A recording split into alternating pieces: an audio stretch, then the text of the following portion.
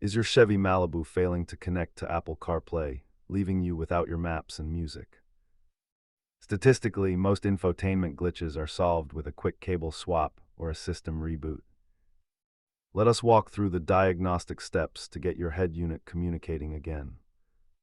Start by ruling out the basics. A damaged cable or lint in your phone port is the most common culprit. If hardware is fine, wipe the pairing history from both your phone and the Chevy infotainment menu. Sometimes the MyLink system itself needs a hard reset to clear out background software conflicts. Most issues are solved at home, but a faulty USB data hub in the dash requires professional attention.